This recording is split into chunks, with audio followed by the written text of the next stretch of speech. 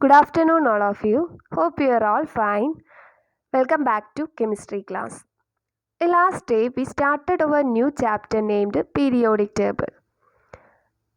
ഇന്ന് നമ്മൾ യൂസ് ചെയ്യുന്ന മോഡേൺ പീരിയോഡിക് ടേബിൾ ഉണ്ടാവുന്നതിന് മുമ്പേ എലമെൻറ്റ്സിനെ ക്ലാസിഫൈ ചെയ്യാൻ ഡിഫറെൻറ്റ് അറ്റംപ്റ്റ്സ് നടന്നിരുന്നു അല്ലേ? ആ അറ്റംപ്റ്റ്സിനെ കുറിച്ചാണ് നമ്മൾ കഴിഞ്ഞ ക്ലാസ്സിൽ ഡിസ്കസ് ചെയ്തിട്ടുണ്ടായിരുന്നത്. The first attempt made by Lavoisier in 1789 അല്ലേ? 1789 ലാവോസിയർ ആണ് എലമെൻറ്റ്സിനെ ക്ലാസിഫൈ ചെയ്യാനുള്ള ഫസ്റ്റ് അറ്റംപ്റ്റ് നടത്തിയത്. He classified the elements into metals and non metals. പക്ഷേ മെറ്റൽസിൻ്റെയും നോൺ മെറ്റൽസിൻ്റെയും പ്രോപ്പർട്ടീസ് കാണിക്കുന്ന മെറ്റലോയിഡ്സ് കണ്ടെത്തിയതോടെ ഈ ക്ലാസിഫിക്കേഷൻ ഫെയിലായിപ്പോയി. നെക്സ്റ്റ് അറ്റംപ്റ്റ് നടത്തിയത് ആരായിരുന്നു? ഡോബ്രെയ്നർ ആണ് അല്ലേ? ഡോബ്രെയ്നർ എന്ത് ചെയ്തു? 3 എലമെൻറ്റ്സിനെ വെച്ചിട്ടുള്ള കുറേ ഗ്രൂപ്പ്സ് കൺസ്ട്രക്ട് ചെയ്തു. അവരെ ട്രയാഡ്സ് എന്നാണ് അദ്ദേഹം വിളിച്ചത്. അതിനുശേഷം ഒരു അറ്റംപ്റ്റ് നടത്തിയത് ന്യൂലാൻഡ്സ് ആണ്. ന്യൂലാൻഡ്സിൻ്റെ ലോ ഓഫ് ഒക്ടേവ്സ്. ന്യൂലാൻഡ്സ് എലമെൻറ്റ്സിനെ അറ്റോമിക് മാസ് ഇൻക്രീസ് ചെയ്യുന്ന ക്രമത്തിൽ എഴുതിയപ്പോൾ ഫസ്റ്റ് എലമെൻറ്റും അതുപോലെ 8th എലമെൻറ്റും പ്രോപ്പർട്ടീസിൽ കുറേ സിമിലാരിറ്റീസ് കാണിക്കുന്നു എന്ന് കണ്ടെത്തി. അതിൻ്റെ ബേസിൽ അദ്ദേഹം ലോ ഓഫ് ഒക്ടേവ്സ് ഉണ്ടാക്കി. ഇത്രയും കാര്യങ്ങളാണ് നമ്മൾ കഴിഞ്ഞ ക്ലാസ്സിൽ ഡിസ്കസ് ചെയ്തിട്ടുണ്ടായിരുന്നത്. അപ്പോൾ ലോ ഓഫ് ഒക്ടേവ്സിന് ന്യൂലാൻഡ്സിൻ്റെ ക്ലാസിഫിക്കേഷനും കുറേ ലിമിറ്റേഷൻസ് ഉണ്ടായിരുന്നു. അറ്റോമിക് മാസ് കൂടിയ എലമെൻറ്റ്സിനെ ഒന്നും അതിൽ ഉൾപ്പെടുത്താൻ കഴിഞ്ഞിട്ടില്ല. അപ്പോൾ നമ്മുടെ പീരിയോഡിക് ടേബിളിൻ്റെ അഥവാ ആ ഒരു എലമെൻറ്റ്സിൻ്റെ ക്ലാസിഫിക്കേഷൻ്റെ ഹിസ്റ്ററി അതുവരെയാണ് നമ്മൾ പറഞ്ഞത്. അപ്പോൾ ആദ്യമായിട്ട് എലമെൻറ്റ്സിൻ്റെ ക്ലാസിഫിക്കേഷനിൽ ഒരു ടേബിൾ കൺസ്ട്രക്ട് ചെയ്തത് ദിമിത്രി ഇവാനോവിച്ച് മെൻഡലീവ് എന്ന സയൻറ്റിസ്റ്റാണ്. അപ്പം നെക്സ്റ്റ് അറ്റംപ്റ്റ് എന്ന് പറയുന്നത് ഒരു ടേബിൾ കൺസ്ട്രക്ട് ചെയ്തു എന്നുള്ളതാണ്. എലമെൻറ്റ്സിനെ വെച്ചിട്ട് അന്ന് ഉണ്ടായിരുന്ന എലമെൻറ്റ്സിനെ വെച്ചിട്ട് അദ്ദേഹം ഒരു ടേബിൾ കൺസ്ട്രക്ട് ചെയ്തു. It was Russian scientist Dmitry Ivanovich Mendeleev who created a table for the first time for the classification of elements. അപ്പോൾ ഫസ്റ്റായിട്ട് എലമെൻറ്റ്സിൻ്റെ ക്ലാസിഫിക്കേഷനിൽ ഒരു ടേബിൾ കൺസ്ട്രക്ട് ചെയ്തത് ദിമിത്രി ഇവാനോവിച്ച് മെൻഡലീവ് ആണ്. അപ്പോൾ ഇന്ന് നമ്മൾ യൂസ് ചെയ്യുന്നത് മോഡേൺ പീരിയോഡിക് ടേബിൾ ആണ്. അപ്പോൾ മോഡേൺ പീരിയോഡിക് ടേബിളിന് മുമ്പേ ഒരു ഫസ്റ്റ് പീരിയോഡിക് ടേബിൾ കൺസ്ട്രക്ട് ചെയ്ത ആളാണ് Dmitri Ivanovich Mendeleev. So he is known as the father of periodic table. Father of periodic table എന്നാണ് അദ്ദേഹം അറിയപ്പെടുന്നത്. അപ്പം ഈ ഒരു പീരിയോഡിക് ടേബിൾ അദ്ദേഹം കൺസ്ട്രക്ട് ചെയ്യുന്ന സമയത്ത് അറൗണ്ട് 63 എലമെൻറ്റ്സ് ആണെന്ന് ഡിസ്കവർ ചെയ്തിട്ടുണ്ടായിരുന്നത്. അപ്പോൾ ആ 63 എലമെൻറ്റ്സിനെ വെച്ചിട്ടാണ് മെൻഡലീവ് ഈ ഒരു പീരിയോഡിക് ടേബിൾ കൺസ്ട്രക്ട് ചെയ്തത്. ദെൻ മെൻഡലീവിൻ്റെ പീരിയോഡിക് ടേബിളിൻ്റെ ബേസിസ് എന്ന് പറയുന്നത് അറ്റോമിക് മാസ് ആയിരുന്നു. Mendeleev arranged these elements in the increasing order of their atomic masses. When arranged so, he found that chemical and physical properties of elements repeat at regular intervals. അദ്ദേഹം Dmitri Ivanovich Mendeleev എന്താണ് atomic mass increase ചെയ്യുന്ന ഓർഡറിൽ എലമെൻറ്റ്സിനെ ഒരു ടേബിളാക്കി arrange ചെയ്തു. അങ്ങനെ arrange ചെയ്തപ്പോൾ അദ്ദേഹം കണ്ടത് when arranged so he found that the chemical and physical properties of elements repeat at regular interval. ഒരു റെഗുലർ ഇൻ്റർവെല്ലിൽ എലമെൻറ്റ്സിൻ്റെ physical and chemical properties repeat ചെയ്ത് വരുന്നതായിട്ട് കണ്ടെത്തി. അതായത് ഇപ്പോൾ ലോ ഓഫ് ഒക്ടേവ്സിൽ ന്യൂലാൻഡ്സ് കണ്ടെത്തിയതിനോട് ഏകദേശം സിമിലർ ആണ്. ന്യൂലാൻഡ്സ് പറഞ്ഞില്ലേ ഫസ്റ്റ് എലമെൻറ്റിനും 8th എലമെൻറ്റിനും സെയിം പ്രോപ്പർട്ടീസ് കാണിക്കുന്നു എന്ന്. ന്യൂലാൻഡ്സും അറ്റോമിക് മാസ് ഇൻക്രീസ് ചെയ്യുന്ന ഓർഡറിലാണ് അറേഞ്ച് ചെയ്തിട്ടുണ്ടായിരുന്നത്. അപ്പോൾ മെൻഡലീവ് അറ്റോമിക് മാസ് ഇൻക്രീസ് ചെയ്യുന്ന ഓർഡറിലെ എലമെൻറ്റ്സിനെ അറേഞ്ച് ചെയ്തപ്പോൾ റെഗുലർ ഇൻ്റർവെല്ലിൽ chemical and physical properties repeat ചെയ്ത് വരുന്നതായിട്ട് അദ്ദേഹം കണ്ടെത്തി. ഇതിൻ്റെ ഒരു based on these Mendeleev proposed the periodic law of elements. ഇതിൻ്റെ ബേസിസിൽ മെൻഡലീവ് ഒരു പീരിയോഡിക് ലോ കൺസ്ട്രക്ട് ചെയ്തു. എന്താണ് മെൻഡലീവിൻ്റെ periodic law? The physical and chemical properties of elements are periodic function of their atomic masses. The physical and chemical properties of elements are periodic function of their atomic mass. എലമെൻസിൻ്റെ physical and chemical properties എന്ന് പറയുന്നത് periodic function of their atomic masses. അങ്ങനെ പറയാൻ കാരണം എന്താണ്? Mendeleev atomic mass increase ചെയ്യുന്ന ഓർഡറിൽ എലമെൻസിനെ arrange ചെയ്തപ്പോൾ ആ എലമെൻസിൻ്റെ physical and chemical properties regular ഇൻ്റർവെല്ലിൽ റിപ്പീറ്റ് ചെയ്ത് വരുന്നതായിട്ട് കണ്ടെത്തി. അതിൻ്റെ ബേസിലാണ് മെൻഡലീവ് ഈ ഒരു പീരിയോഡിക് ലോ കൺസ്ട്രക്ട് ചെയ്തത്. ഇതെപ്പോഴും എക്സാമിന് ചോദിക്കുന്നതാണ്. മെൻഡലീവിൻ്റെ പീരിയോഡിക് ലോ സ്റ്റേറ്റ് ചെയ്യാൻ പറയും. അപ്പോൾ എങ്ങനെ എഴുതണം?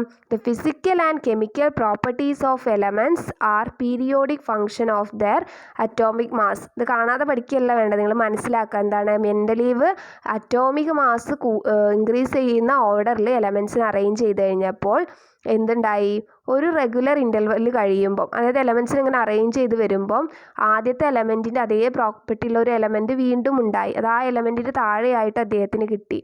അതേപോലെ എന്ത് വരുന്നുണ്ട്, ഫിസിക്കൽ ആൻഡ് കെമിക്കൽ പ്രോപ്പർട്ടീസിൽ സെയിം ആയിട്ടുള്ള എലമെൻറ്റ്സ് ഒരേ രീതിയിൽ അറേഞ്ച് ചെയ്യാൻ അദ്ദേഹത്തിന് കഴിഞ്ഞൊരു ടേബിളായിട്ട്.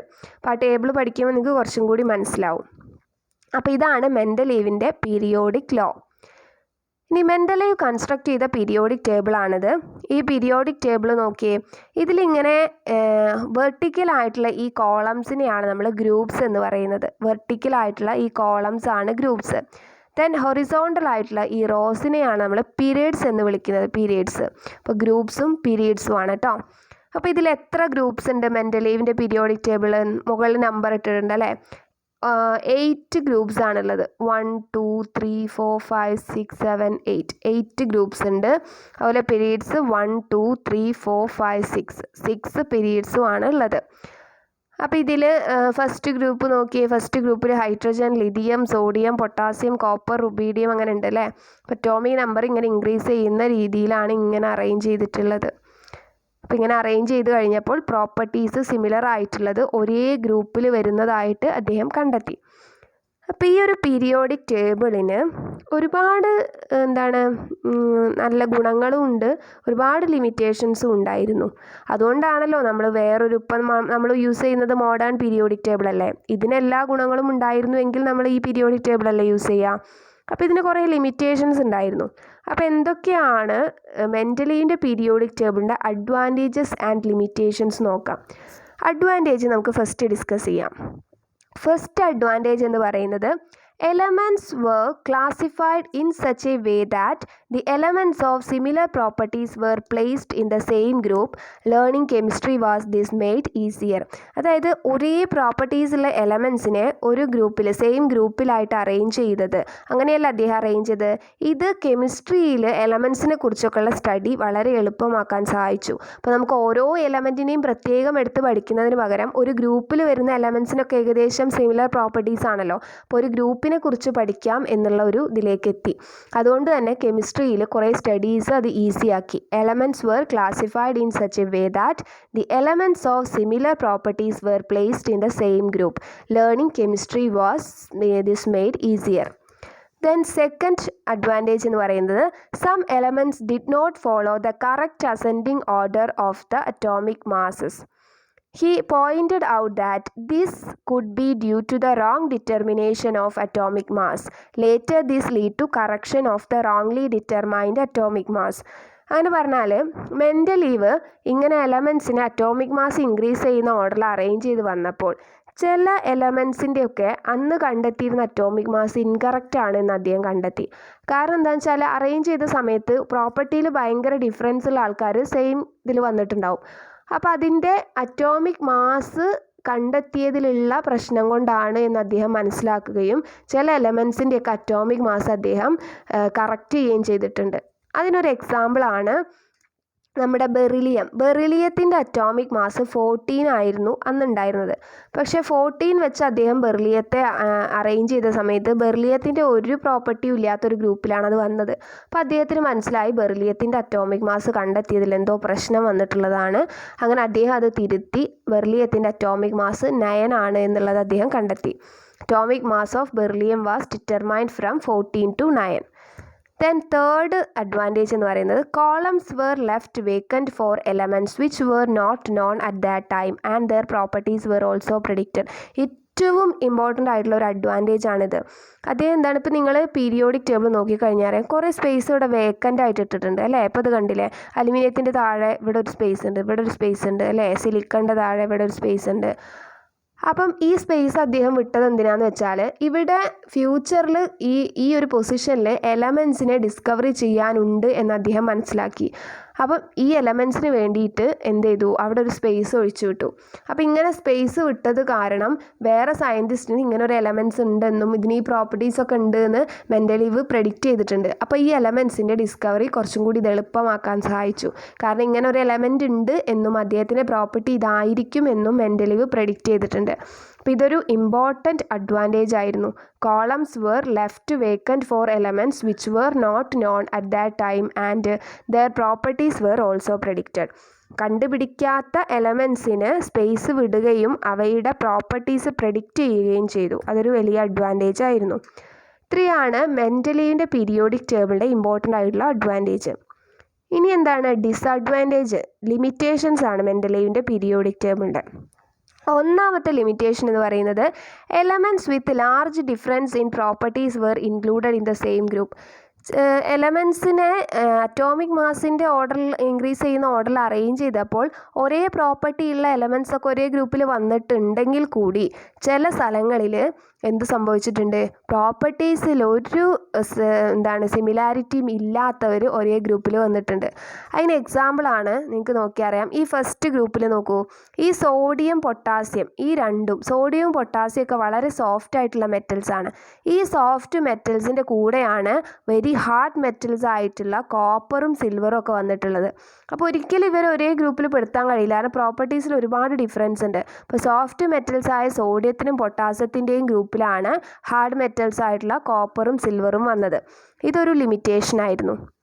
ഇനി നെക്സ്റ്റ് ലിമിറ്റേഷൻ എന്ന് പറയുന്നത് no proper position could be given to the element hydrogen.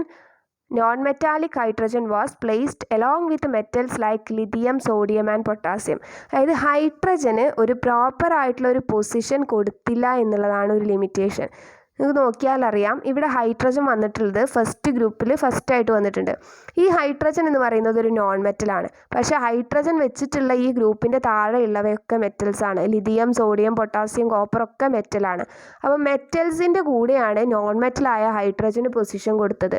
അപ്പോൾ ഹൈഡ്രജന് ഒരു ആക്യുറേറ്റ് ആയിട്ടുള്ള പൊസിഷൻ കൊടുക്കാൻ കഴിഞ്ഞില്ല എന്നുള്ളത് ഒരു വലിയ ലിമിറ്റേഷൻ ആയിരുന്നു. ഇനി നെക്സ്റ്റ് ലിമിറ്റേഷൻ എന്ന് പറയുന്നത് the increasing order of atomic mass was not strictly followed throughout. എല്ലായിടത്തും അറ്റോമിക മാസിൻ്റെ ഇൻക്രീസിങ് ഓർഡർ സ്ട്രിക്റ്റ് ആയിട്ട് ഫോളോ ചെയ്തിട്ടില്ല. അത് നിങ്ങൾക്ക് ഈ ഒരു പീരിയോഡിക് ടേബിൾ നോക്കിയാൽ അറിയാം. ഇവിടെ നോക്കൂ, കൊബാൾട്ടും നിക്കലും. കൊബാൾട്ടിൻ്റെ അറ്റോമിക് നമ്പർ 58.93 ആണ്. ദെൻ നിക്കലിൻ്റെത് 58.71. ഇതിൽ ആർക്കാണ് അറ്റോമിക് മാസ് കൂടുതൽ? കൊബാൾട്ടിനാണ്. അപ്പോൾ കൊബാൾട്ട് അല്ലേ രണ്ടാമത് വരേണ്ടത്. അപ്പോൾ ഇവിടെ അറ്റോമിക് മാസിൻ്റെ ഓർഡർ കറക്റ്റായിട്ട് ഫോളോ ചെയ്തിട്ടില്ല. പിന്നെ അതുപോലെ പിന്നെ വരുന്നത് ഇപ്പോൾ ഈ ടെലൂറിയവും അയഡിനും നോക്കൂ. ടെലൂറിയത്തിൻ്റെത് 127.60, അയഡിൻ്റെത് 126.9. അപ്പോൾ ഇവിടെയും എന്തായിട്ടില്ല, ഫോളോ ചെയ്തിട്ടില്ല. കാരണം ടെലൂറിയത്തിനല്ല അറ്റോമിക് മാസ് കൂടുതൽ, അപ്പോൾ ഇതല്ല ഇവിടെ വരേണ്ടത്. അപ്പോൾ ഇങ്ങനെ അറ്റോമിക് മാസിൻ്റെ ഇൻക്രീസിങ് ഓർഡർ എല്ലായിടത്തും ഒരുപോലെ കറക്റ്റായിട്ട് ഫോളോ ചെയ്തിട്ടില്ല എന്നുള്ളതും ഒരു ലിമിറ്റേഷനാണ്. അപ്പോൾ 3 ലിമിറ്റേഷനാണ് ഉള്ളത്. പ്രോപ്പർട്ടീസിൽ ലാർജ് ഡിഫറൻസ് ഉള്ളവരെ സെയിം ഗ്രൂപ്പിൽ വന്നു. അതിന് എക്സാമ്പിളാണ് സോഡിയം, പൊട്ടാസ്യം ഒക്കെ സോഫ്റ്റ് മെറ്റലാണ്. അവ ഹാർഡ് മെറ്റൽസായ കോപ്പറിൻ്റെയും സിൽവറിൻ്റെയും കൂടെ വന്നു. The next one, no proper position could be given to the elements hydrogen. Non metallic hydrogen was placed along with metals like lithium, sodium and potassium. ഹൈഡ്രജന് ഒരു പ്രോപ്പർ പൊസിഷൻ കിട്ടിയില്ല. Then the increasing order of atomic mass was not strictly followed. അതാണ് last one. അപ്പോൾ ഇതൊക്കെയാണ് limitations. അപ്പം നമുക്ക് ഈ മെൻഡലീവിൻ്റെ periodic ടേബിളിൽ ഒരുപാട് ലിമിറ്റേഷൻസ് ഉണ്ടെന്ന് മനസ്സിലായി. അങ്ങനെയാണ് ഒരു മോഡേൺ പീരിയോഡിക് ടേബിളിലേക്ക് നമ്മുടെ ലോകം എത്തിച്ചേർന്നിട്ടുള്ളത്. പിന്നെ നമുക്ക് പഠിക്കാനുള്ളത് മോഡേൺ പീരിയോഡിക് ടേബിളിനെ കുറിച്ചാണ്. അപ്പോൾ നേരത്തെ നമ്മൾ മെൻഡലീവിൻ്റെ ഒരു പീരിയോഡിക് ലോ പഠിച്ചു അല്ലേ. പിന്നെ ഈ മോഡേൺ പീരിയോഡിക് ലോ എന്താണെന്നാണ് നമ്മൾ പഠിക്കാൻ പോകുന്നത്. ഈ മെൻഡലീവ് പീരിയോഡിക് ടേബിൾ കൺസ്ട്രക്റ്റ് ചെയ്യുന്ന സമയത്ത് എലമെൻസിൻ്റെ അറ്റോമിക് മാസ് മാത്രമേ അറിയുന്നുണ്ടായിരുന്നുള്ളൂ. അത് എലമെൻസ് എലമെൻസ് എന്ന് പറഞ്ഞാൽ അതിൻ്റെ ആറ്റംസിനെ പിന്നെയും ഡിവൈഡ് ചെയ്യാം. ആറ്റംസിൻ്റെ ഉള്ളിൽ സബ് അറ്റോമിക് പാർട്ടിക്കിൾസ് ആയിട്ടുള്ള ഇലക്ട്രോണും പ്രോട്ടോണും ഒക്കെ ഉണ്ട് എന്നുള്ളതൊന്നും അന്ന് അറിയുന്നുണ്ടായിരുന്നില്ല. മെൻഡലീവിന് ആകെ മെൻഡലീവ് ഈ ഒരു അറ്റംപ്റ്റ് നടത്തിയ സമയത്ത് അറ്റോമിക് മാസ് മാത്രമേ അറിയുന്നുണ്ടായിരുന്നുള്ളൂ. അപ്പോൾ അതിൻ്റെ ബേസിൽ അദ്ദേഹം ക്ലാസിഫൈ ചെയ്തു. പക്ഷേ മോസ്ലി എന്ന സയൻറ്റിസ്റ്റാണ് എക്സ്റേ ഡിഫ്രാക്ഷൻ എക്സ്പെരിമെൻറ്റിലൂടെ, അതായത് മോസ്ലി ഈ ഒരു അറ്റംപ്റ്റ് നടത്താൻ തുടങ്ങിയ സമയത്ത് സബറ്റോമിക് പാർട്ടിക്കിൾസ് ആയിട്ടുള്ള ഇലക്ട്രോണും പ്രോട്ടോണിനെ കുറിച്ചൊക്കെയുള്ള അറിവുണ്ടായിരുന്നു.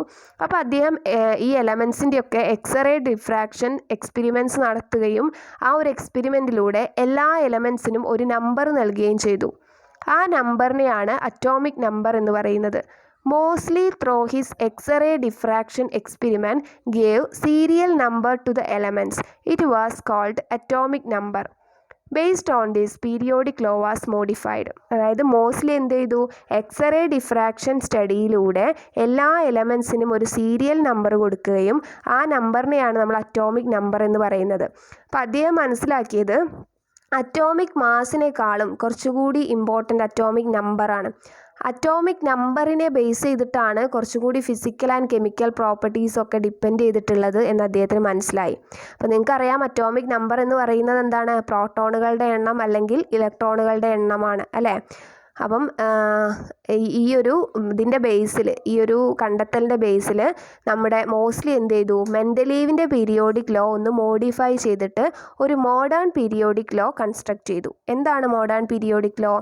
The chemical and physical properties of elements are the periodic function of their atomic numbers. നേരത്തെ നമ്മുടെ മെൻഡലീവിൻ്റെ periodic ലോയിൽ the chemical and physical properties of elements are the periodic function of their atomic mass എന്നാണ് പറഞ്ഞത്. അപ്പം ഈ Moseley എന്ത് ചെയ്തു? അതിനൊന്ന് modify ചെയ്തു. അറ്റോമിക് മാസിനെ അല്ല, അറ്റോമിക് നമ്പറിൻ്റെ ഫംഗ്ഷനാണ് എന്ന് മനസ്സിലാക്കി. The chemical and physical properties of elements are the periodic function of their atomic number.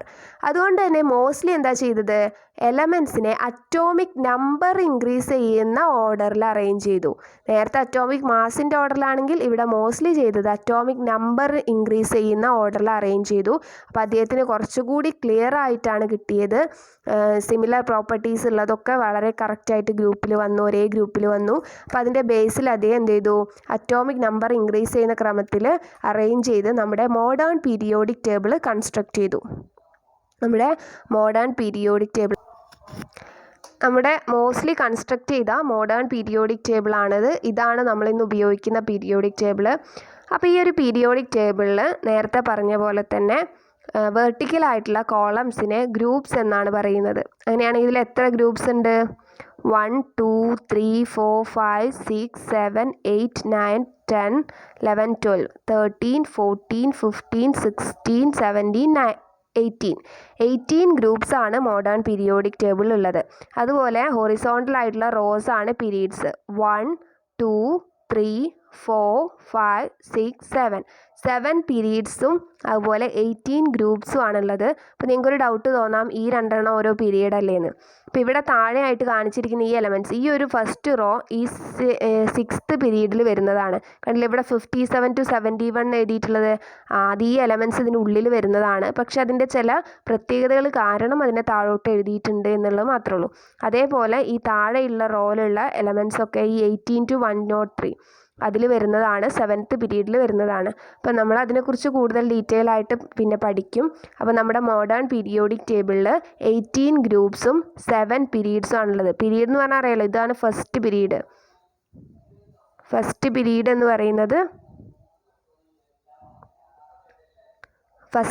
എന്ന് പറയുന്നതിൽ ഹൈഡ്രജനും അതുപോലെ ഹീലിയും ആണുള്ളത്. അതാണ് ഫസ്റ്റ് പീരീഡ്. സെക്കൻഡ് പീരീഡ് എന്ന് പറയുന്നത് lithium, beryllium, boron, carbon, nitrogen, oxygen, fluorine, neon. അതുപോലെ അങ്ങനെയാണ് ഓരോ പീരീഡ് വരുന്നത്. അപ്പോൾ ഇതിൽ ടോട്ടൽ നമ്പർ ഓഫ് പീരീഡ്സ് എന്ന് പറയുന്നത് 7 ആണ്. ടോട്ടൽ നമ്പർ ഓഫ് ഗ്രൂപ്പ്സ് 18 ആണ്. നിങ്ങൾക്ക് മനസ്സിലായല്ലോ, ഗ്രൂപ്പ്സ് എന്ന് പറയുന്നത് വെർട്ടിക്കൽ ആയിട്ടുള്ള കോളംസ്, ഓരോ കോളംസും. പീരീഡ്സ് എന്ന് പറയുന്നത് ഹൊറിസോണ്ടൽ റോസ്. ഇനി ഇതിൽ ഏറ്റവും ഷോർട്ടസ്റ്റ് പീരീഡ് എന്ന് പറയുന്നത് ഏതാണ്? ഏറ്റവും ഷോർട്ടസ്റ്റ് പീരീഡ് എന്ന് പറയുന്നത് ഈ ഒരു ഫസ്റ്റ് പീരീഡാണ്. കാരണം ഇതിൽ ഹൈഡ്രജനും ഹീലിയവും മാത്രമേ ഉള്ളൂ അല്ലേ? അപ്പോൾ ഏറ്റവും കുറവ് എലമെൻറ്റ്സ് ഉള്ള പീരീഡ് ഫസ്റ്റ് പീരീഡാണ്. അപ്പോൾ ഇതാണ് ഏറ്റവും ഷോർട്ടസ്റ്റ് പീരീഡ് എന്ന് പറയുന്നത്. അപ്പം ഈ പീരിയോഡിക്